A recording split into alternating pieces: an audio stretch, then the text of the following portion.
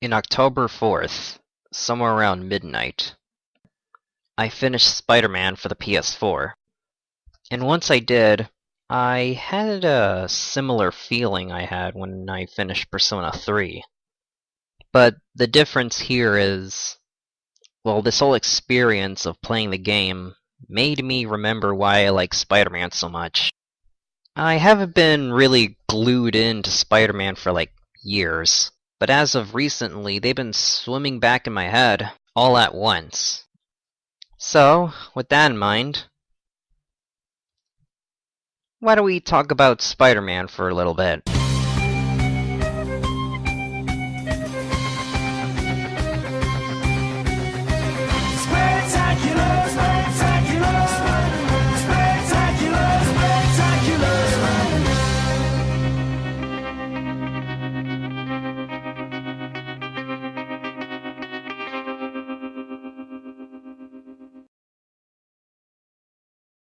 Hey guys, DynamiteX246 here, and this is gonna be a special discussion where I talk about Spider-Man and my history with the character. Now, it's been a very long time since I went to the whole Spider-Man mood, which is why I never mentioned him up until now.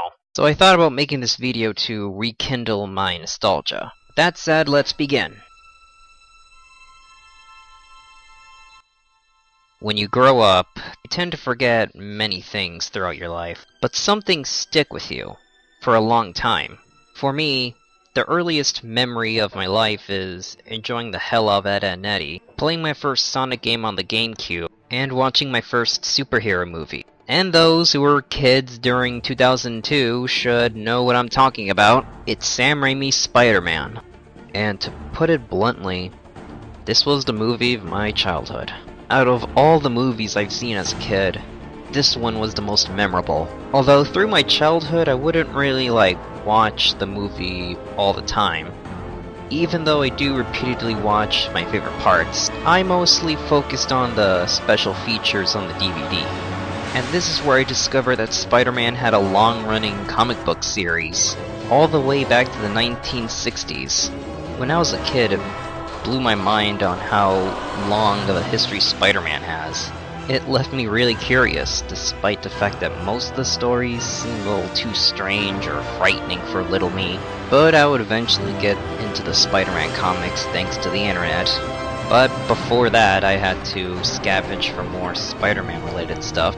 And said scavenging brought me to the 90s Spider-Man cartoon. Now, I never did watch it while it was still on TV. I just discovered a DVD of the Venom Saga on Blockbuster, and it was really interesting watching another interpretation of Spider-Man, considering the Sam Raimi one was the only one I saw at the time. Right now, I would really like to have the complete set of the whole series. But regardless, I still hold the Venom Saga in high regard as the set of episodes that introduced me to another world of Spider-Man.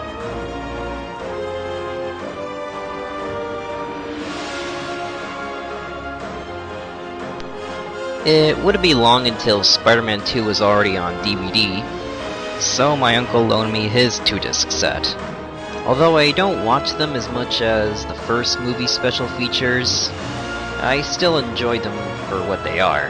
As for the movie itself, I recall not watching it as much as the first movie. That didn't mean I didn't like it, I watched it more than most movies I've seen at the time.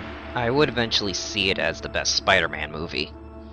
Now, I don't remember much about Spider-Man 2 when it was around. I do remember plenty about Spider-Man 3 when it was around. I still remember watching it on theaters. I still remember getting the 3-disc set on Christmas. I even remember all the action figures, too. I believe this was during the time I was on my full-on Spider-Man phase. At least the biggest one I could remember. I also recall really liking the movie at the time. And then eventually realizing its flaws.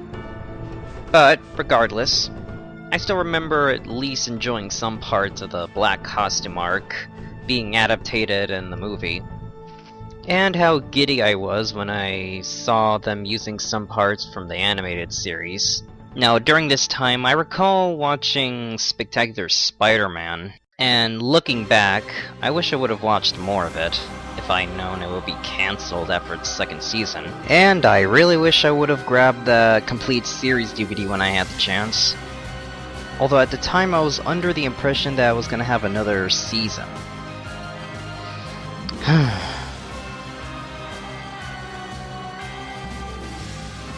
After Spider-Man 3, I would wait patiently for Spider-Man 4. I heard really carefully that it would release somewhere at 2010, and years later it never happened. Back then I was like very confused and unsure what to make of the situation, that my favorite series of movies just suddenly stopped. But of course right now I would fully understand what happened. But it still doesn't make it any less of a pity that things would just end like this. So, with the end of the Sam Raimi Spider-Man movies comes the beginning of Mark Webb's Amazing Spider-Man movies. First seeing it, it was pretty surreal seeing another new take on Spider-Man in live action, and I have grown considerably ever since watching the first Spider-Man movie. So I had an open mind and thought it was alright for what it is. Now, while Amazing Spider-Man 2 was around, I believe I was going through another Spider-Man phase, although not as big as the one I had during Spider-Man 3. Now, there are plenty of elements I liked in the movie, like Spider-Man's look and the fight scene, plus the music. But thanks to my years of experience on watching stuff on the internet, I would notice some questionable decisions that will make me question Sony on what they're doing. But that wouldn't really matter because, just like Sam Raimi before him, Mark Webb would cancel The Amazing Spider-Man 3. It's funny how history repeats itself.